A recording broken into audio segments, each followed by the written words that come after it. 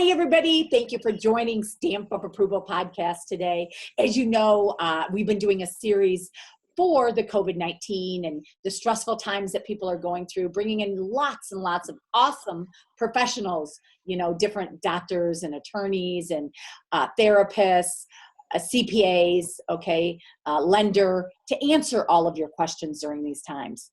I'm Kristen Stampini, and I own multiple businesses. We opened up our virtual assistant business at the end of 2017, where we work with small business owners. We employ, train, hire, help them employ people through virtual assistants at a very affordable price. We also work in real estate. We have a real estate brokerage that we just opened up a couple months ago. We also have a real estate team. I'm a real estate coach for the Craig Proctor systems and coach people all around North America. And then we also have a real estate investment company. So today I'd like to introduce my guest, Lori Lodison. And Lori is a licensed mental health counselor, a master certified addiction professional. Lori has been providing education, healing, and therapy for groups and individuals over 15 years. Lori has a master's degree in clinical psychology, as well as extensive training and experience in addiction treatment, which I know is very challenging today, right? Trauma, military populations in many treatment modalities. Oh, I'm sorry, modalities. Lori has provided individual group therapy and consultation at all levels of treatment, from inpatient to private practice. Lori has been teaching restorative alignment-based yoga to individuals in treatment from crisis stabilization, substance abuse, rehabilitation, and community classes. Lori's passion is to use science and holistic practices to help others heal mind, body, and spirit.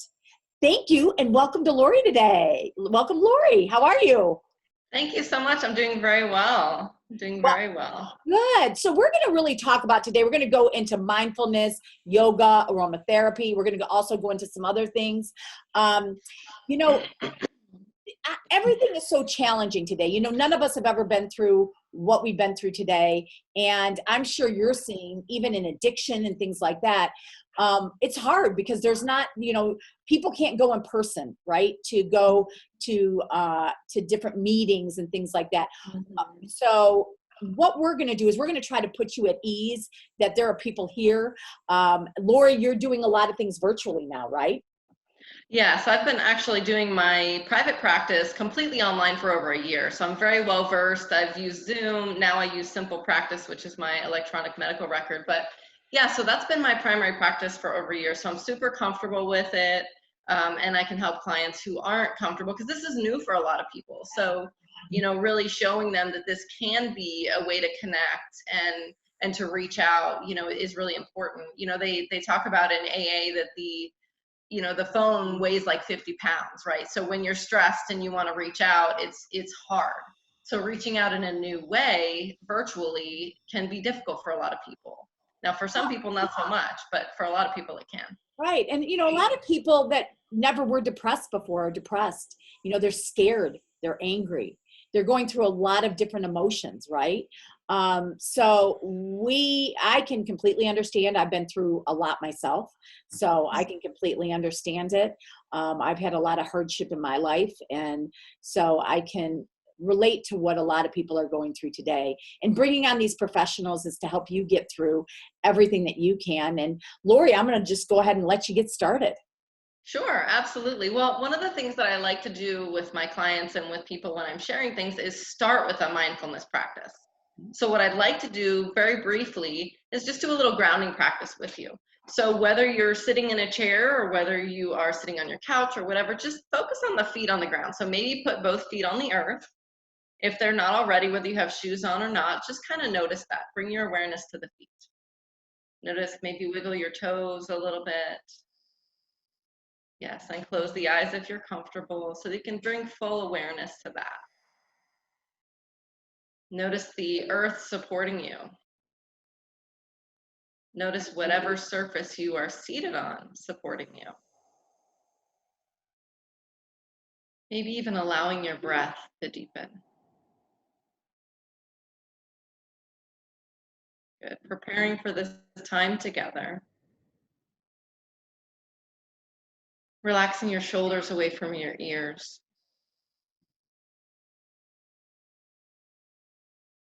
And just checking in with your body and your mind and noticing anything you're working with right now, any sensations, any emotions, without judgment. Good. And let's take one more deep breath together. And exhale slowly. Good, and then allow the eyes to flutter open. Good. And if you were here, I might share with you one of my favorite essential oils, which I don't know if you can see this in the screen here. This is Balance. I use Doterra products, which are certified therapeutic. So they're really good for the body, mind, and soul. And Balance is a very grounding blend. So what I would do is I would take a drop of the Balance, rub my wrists together, and take some deep breaths as I'm doing that grounding. So that's something that you can add to that practice. So when we're talking about mindfulness specifically, it's about open awareness, right? So you were grounding, you were aware of what was happening right here, right now. Yep. No, that was great. It made me feel very relaxed. I think, you know, a lot of people right now are very anxious, right? Anxiety, stressed. So that just made me just calm. It was very calming. It was awesome. Good. Yeah. And it's just a very simple practice. You can do that anywhere. You can also do that standing. So just noticing your feet as you're standing, feet hip distance apart. You can even close your eyes if you're balanced. And I felt like, you know, going into meditation from that as well, right? That was awesome. Absolutely. Yeah. Good. Yeah. And the thing is I think the importance today is to stay connected to people. Isn't that important? Even though we have social distancing, we need to really stay connected to other people, because that's going to help with anxiety, right? And stress and everything. And if you are going through more anxiety and stress, or even, you know, suicidal, you know, things, you got to reach out immediately to somebody, right? Absolutely. Absolutely. It's really important to ask for help. And, you know, I'm going to back up for just 1 second and just talk about a framework that we'll discuss this in. So as human beings, you know, we talk about it in addiction as the biopsychosocial spiritual model of addiction. And that's a big mouthful. But what that looks at is that's really who we are as human beings. We're biological, we're psychological, we're social, and we're spiritual. Right. So looking at every aspect and how we take care of ourselves. I know you had Dr. Kim on, and she talked a lot about the biological piece and taking care of your eating and your sleep and your routine and those kinds of things. So that's really important. And as far as social connection, you know, that's one of the pieces as well, right? So and I'm hearing a lot of people talk about this, but it's really important to note that it's not social isolation, it's social distancing. That's right. You can still have that connection. Even, you know, taking a walk, and even if there's other people around, you just keep that distance. You can still say hi, you can wave at your neighbors, you can, you know, have conversations, but finding ways to connect is really, really important. So speaking specifically to mental health and to people who are having, you know, suicidal thoughts and things like that, you know, all of the mental health is considered an essential business. So all of the hospitals, the psych hospitals and facilities are still open. So if you're in an emergency, you can go, you know, and say, I need help, right? So the first step, usually people reach out. So there is a suicide hotline, and we can add the link here. So my brain wasn't thinking about the number for that off the top of my head, but it's pretty easy to find. You can actually text the suicide hotline as well. So that's something that's important. As far as meetings, you're talking about, like, right now people can't go to 12-step meetings, right? Which is a big part of a lot of people's recovery. So there are a lot of Zoom meetings happening. So if you go to AA.org or NA.org, there's, so that's Alcoholics Anonymous or Narcotics Anonymous. They have Zoom meetings going on. And there's intherooms.com, which they've had online chats for a really long time. So they have upwards of 300 people in those meetings sometimes. So don't feel alone, right? Number one, don't feel alone. And number two, reach out. Okay. Absolutely. There are so many people that are here to help you if you're going through anything right now. And I know I've been through a lot as well. So I can relate to people, especially, during times of crisis, because like I said, I've been through it. And definitely make sure that you're reaching out and doing the things, being in a routine every day. Don't let yourself be in bed every day, right? Get yourself in a routine, making sure that you're trying to take a walk, right? Or doing something, movement. Getting on chats, FaceTime, Zoom, so you can see people. If you're not communicating, it'll make you feel better. Even if you get up and, get dressed and, maybe even put on, makeup or whatever to make you feel good. And don't be hard on yourself, right? Don't be too hard on yourself through these times. Yeah, the biggest thing is having self-compassion. So, people talk about mindfulness. It's a big buzzword right now. And mindfulness is not just about being aware of the present moment. It's about being aware with kindness and compassion. Because if we're sitting in a meditation, for example, or we're trying to sit still and quiet, and then we're going, oh man, I really stink at this. I can't sit still. I can't meditate. I'm blah, blah, blah, whatever. You're not having kindness and compassion for yourself. Right. And that kindness and compassion is part of the mindfulness. So even if you're overeating right now, even if you've, slipped and you picked up a drink or a drug, or you slipped back into your mental health symptoms, having that kindness and compassion for yourself is really, really important. And actually, that's a good thing, because I have seen so many people out there as far as eating and overeating. So I've gone to Hippocrates, where I met Dr. Kim and stuff, and other wonderful people, and, to lose weight. And so fortunate, and obviously health and weight and everything that goes together. Fortunately, I have gained 2 pounds, but, I've seen people that have said they've gained 20 and this and that. So, just making sure that you are not too hard on yourself, but trying to get into nutrition as well through this, right? Right, absolutely. So when I talk about the biopsychosocial spiritual model, and I know that's a huge mouthful, but biologically it's picking something. So picking something from that category.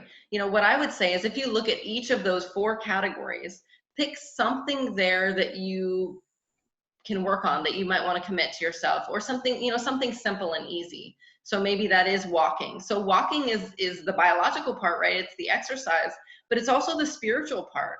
Connecting with nature is a form of spirituality.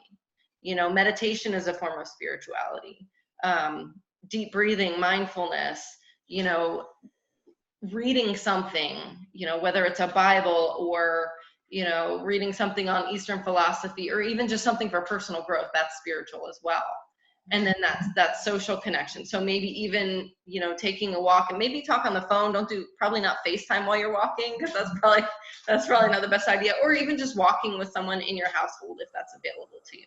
Yeah. Sure. And so we talked about mindfulness, and what about yoga and aromatherapy and things like that as well? Sure. So, yoga is more than just exercise. So obviously that's a big part of it, right? There's 8 limbs of yoga. We won't go too much into all of that piece, but the important part to remember is that there's a lot of aspects. So we're doing the physical practice, but we're also doing the mindfulness practice, the meditation practice, the self-study practice, which is this things like reading, learning something new. For a lot of people, learning something new right now can be really helpful. But for a lot of people, they're back in, crisis mode. We talked about, I talked about Maslow's hierarchy of needs with you a little bit earlier. And what that is just the hierarchy of us as human beings and what we take a look at. And the first 2 rungs are about physiological needs, right? Food, air, water, sex, sleep, right? Which fits with the biological, and then safety, which is huge right now. So illness, personal safety and security, shelter. So those are that's where our brain goes. We go back into that crisis, that fight, flight, or freeze mode. And we're not really able to think about other things. For a lot of people, it's, I'm creative, I'm getting all these things done. And then there's a lot of people who are completely overwhelmed. So finding that balance, finding little things that you can do, little mindfulness and yoga practices. It doesn't mean you have to do a full hour. It doesn't mean you're doing hot yoga, right? So it might be something as simple as a mudra. So a mudra is a hand gesture that can be really helpful for for your mood, for your practices, for compassion and self-acceptance. So I want to teach you a mudra right now, if that's okay. It's super, yeah. I've Okay. never heard of it, so I'm excited. Yeah, so mudra is just a gesture. It's a fancy word. Sanskrit is a language of yoga, so that's where that comes from. So it's kind of like a prayer position. So there's actually, prayer position it's Anjali mudra. So that's one, right? Either with the thumbs at the heart, which is more for the heart chakra, or for, for love and connection, right? And then you can also take it to the bridge of your nose and your forehead, which is a little bit more spiritual, and there's a little bit of a bow involved in that. So just as a reminder, most people know this prayer position in one way, shape, or form, right? So even just sitting here and taking a deep breath, maybe connecting the thumbs to the heart and feeling what that feels like. Good. And then allow the eyes to open if they closed. And then also related to the Anjali mudra is Dove mudra or Kapoda mudra.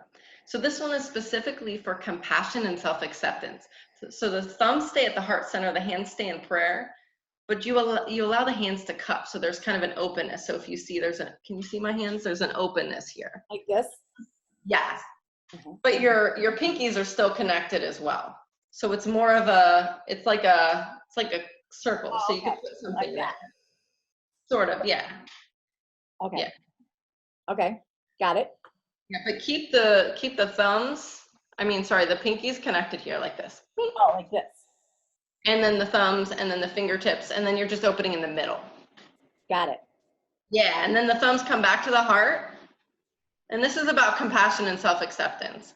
So along with a mudra, having a mantra or an affirmation or a thought that you can say to yourself can be really helpful. So it might be like, I'm doing the best I can right now. I'm doing Mm-hmm. And you can say that out loud, or you can say that in your mind, maybe as you breathe. It might also be something like love or accept or compassion. Whatever you choose, let's just take 2 breaths together.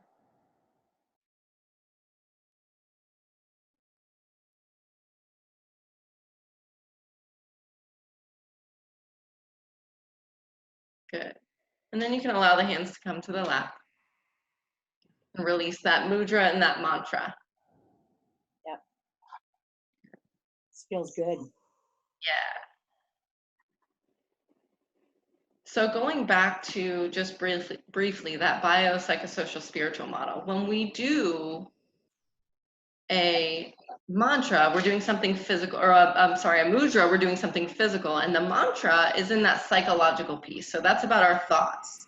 So a lot of times that fight, flight, or freeze, which is biological, also becomes a thought process in our head, right? So if we think about worst case scenario, and we continue to think about worst case scenario, I like to call that the mental snowball. So it starts with a snowflake and it gets bigger and bigger until everything is completely overwhelming.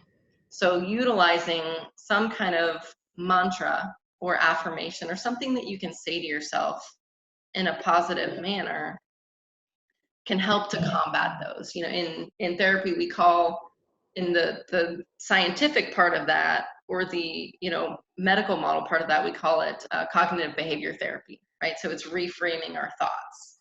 In the more Eastern philosophy, we talk about them as mantras, right, or affirmations. Yeah. And our mind is so powerful, right? So everything that we do is, we can change our frame, our thought process like that, right? The snap of your finger. So everything that we do is going through our mind. What is it? Our mind is, I don't know how many thoughts it is. I don't remember all that, but it's crazy.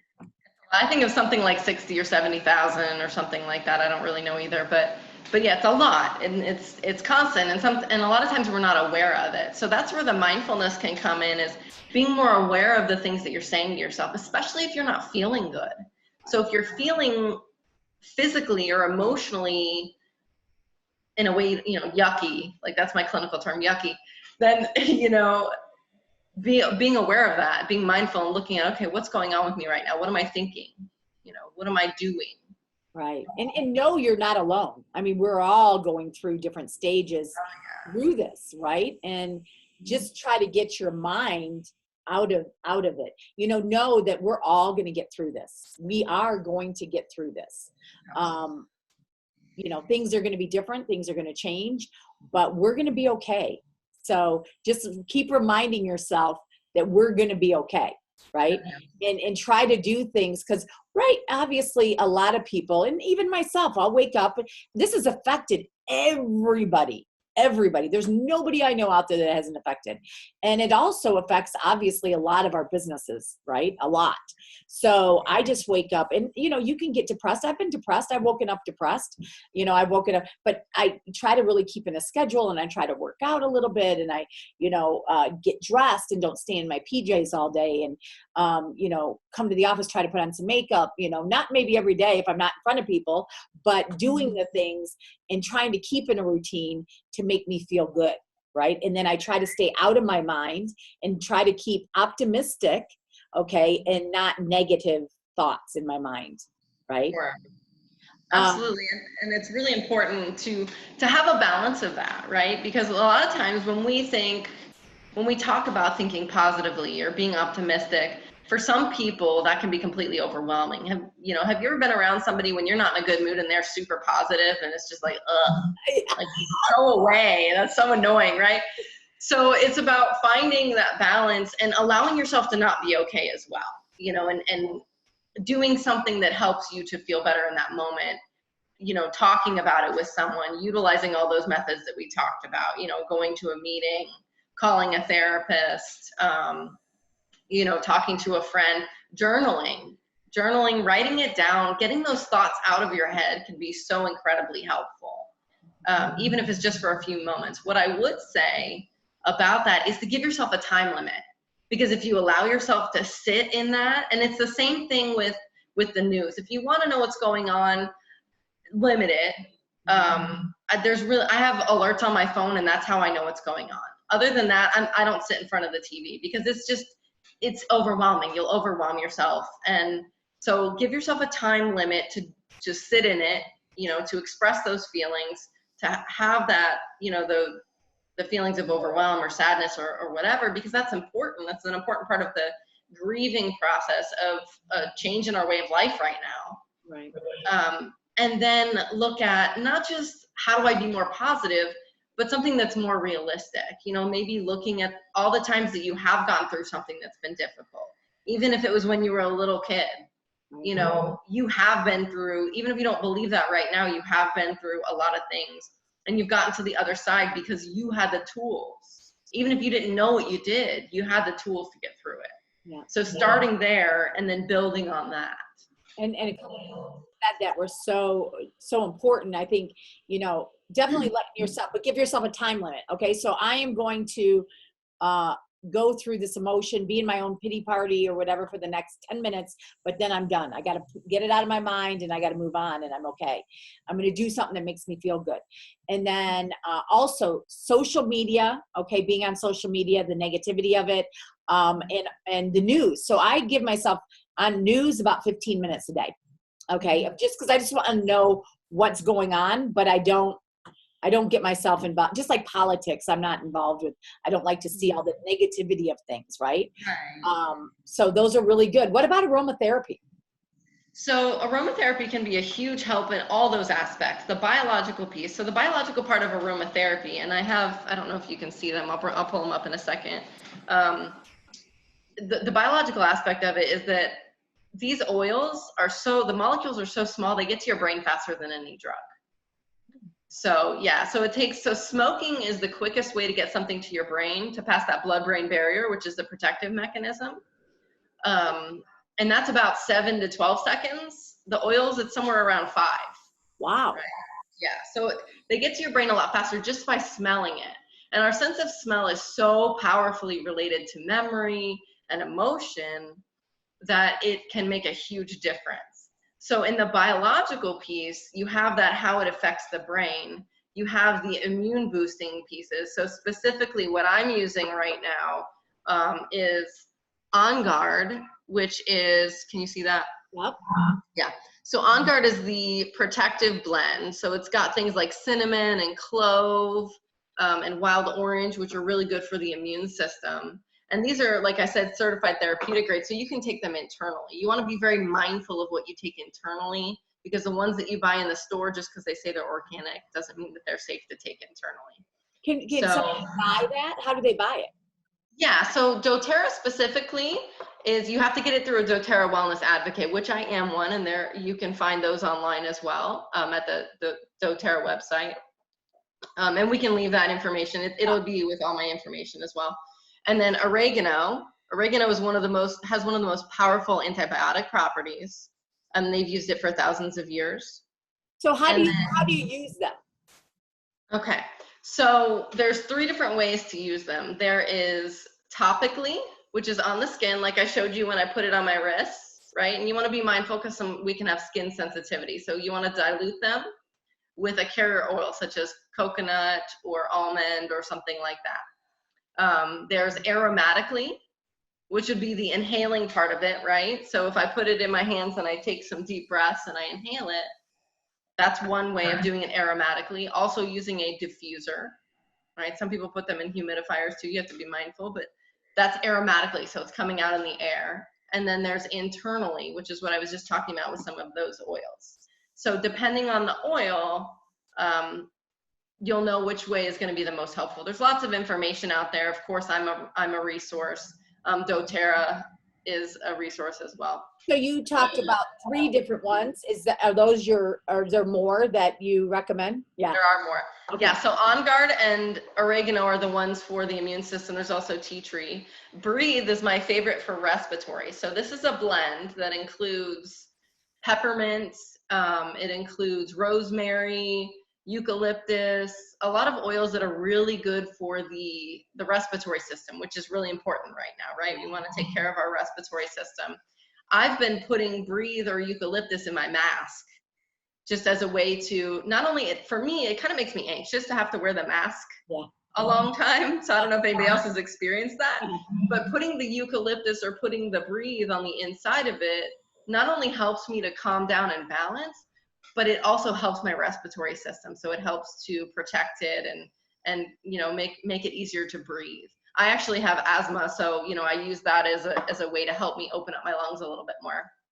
Wow, that's yeah, so those are for the biological, the immune system part of it. The other one I talked about was balance, right, which is a grounding blend. It's really good for anxiety, really good for calming the mood. The one that everybody knows, lavender, right? So lavender is very calming. Any kind of tree scent, so anything that's like fir or spruce or cedar wood, any kind of tree scent is going to be very grounding, so it'll be very calming. And what is something like that? How much, just for anybody, how much is something like that, those cost? Sure. So for these particular, because of the level of purity, it's 100% oil, there's no additives, nothing in it. There's somewhere between $20 and $30 a bottle. Now each bottle this size is going to get 250 drops. The average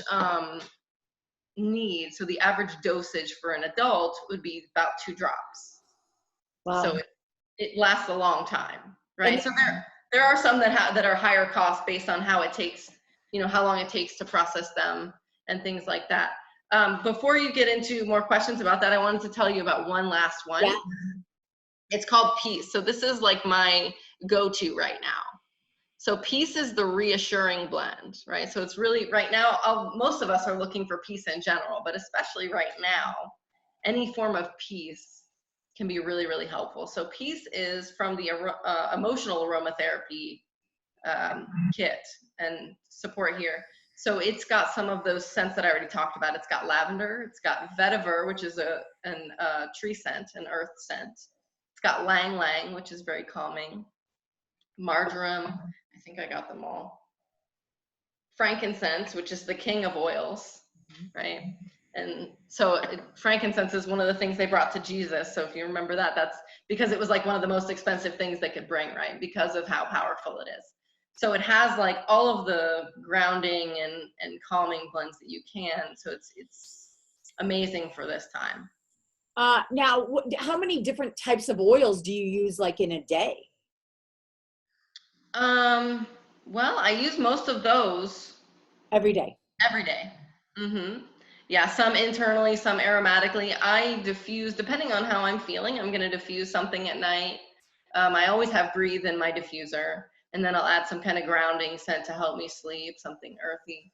And then there's also you put something to help you sleep, or do you put, because I hear people put stuff on pillows, and is that true? Yeah, I do that as well. I'll put lavender on my pillow sometimes. So you can really easily put it in a glass bottle, like put a few drops of that in a glass bottle with just water and just spray it on your pillow. So that can be really nice. I'll do that frequently, or the peace even as well. There's also happy scent. So if you're having more of that depressive feeling, it's just when you're overwhelmed, a lot of times it can turn into that, hopelessness and that feeling like things aren't going to change as well. So any kind of citrus scent is really good for that. So that might be like lemon or wild orange or bergamot, which is my favorite. Bergamot, they put that in Earl Grey tea. Most people don't really know what bergamot is. It's a flower. It's a citrus seed flower.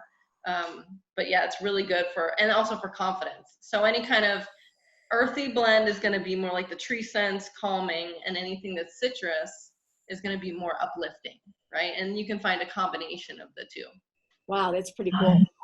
So tell everybody if you want to add anything, for sure. But also, we obviously want your contact information. We'll also put it below. And what you do exactly. So what kind of different things can you help people through, especially with what we're going through today? If they wanted to reach out, what can you help them through? Sure, absolutely. So my business is LL Counseling and Wellness. You can find that on Facebook or llcounselingandwellness.com. I'm a private practitioner, so as a licensed mental health counselor, I do individual therapy. I do yoga therapy. So that's a combination. Some of the things that we just practiced as part of, and more movement even as part of the therapy practice, as well as the aromatherapy. So I combine all of those things, the physical, the emotional, the biopsychosocial, spiritual, if you will, into my individual therapy practice.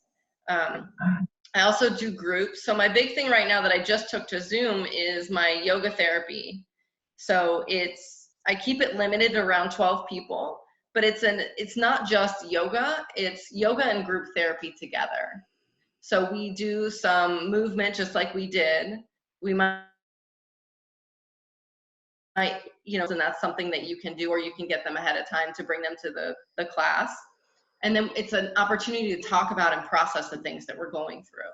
So you're learning tools, you're having an opportunity to sit with other people and talk about what's going on with a professional such as myself, and learning other ways to manage it holistically, right? So with the yoga, the mindfulness, the aromatherapy, and talk therapy, which is also really important.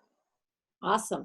And then also if they wanted to get, and what's the difference of reaching out and just going and buying my own different aromatherapy, or getting it through you? What's the difference of just going out and buying it? We don't know what's with. Sure. So the two biggest differences is the constitution, right? You don't know what's in it. These are certified therapeutic grade, and they're third party tested. So there's lots of research on their effectiveness and those kinds of things. And when you buy them in the store, they only have to have, I believe it's 3%, don't quote me on it for sure, but 3% of the oil in it to say it's organic. Wow. And to say it's like, acceptable. So even breathing it in, I mean, a lot of people will breathe in some of those just for the smell and things like that, which is fine. But if you're going to put those in your body, I would definitely recommend it's passing through that blood-brain barrier. So the healthier and the more certified organic, the better. And then you're also getting a practitioner such as myself who can say, based on what you're feeling emotionally, physically, whatnot, what's going to be the best oil for you, right? And some of that's going to depend on your sense of smell and what feels good for you. So we have to try out different things, but I have the knowledge, you know, with my background in clinical psychology, as well as my yoga background, to pick out, you know, what's going to be the best for you. And how to use it, right? And how you use it, absolutely. Which is huge, because I'll be honest with you, I've bought in a couple, but I just put them on pillow and I'm like, what is this? I mean, it smells good, but I'm like, what is it really doing, right? So for somebody like me, I have really no clue how to use it. So definitely using somebody like you to guide me through it and to pick the right things and is exactly what I need. So the best way to reach out to you, is it through Facebook, website, or what is it? Phone? I don't know. Sure. Yeah. I mean, obviously the easiest way to get me directly would be the phone, but you can go locounselingandwellness.com. There's a contact me page there. It also has a link to my Doterra page. But I would encourage you, my consultation's always free. So I would encourage you to reach out to me. Oh, wow. You can call my phone number directly, 407-435-5013, or you can go there, or Facebook. So I put a lot of content on my Facebook that has some of this stuff. And I just actually, with all the time I had, I just did posts for like the next 2 weeks or so. So you'll get some good content there at LL Counseling and Wellness. But yeah, my consultation, it's, about 20 minutes.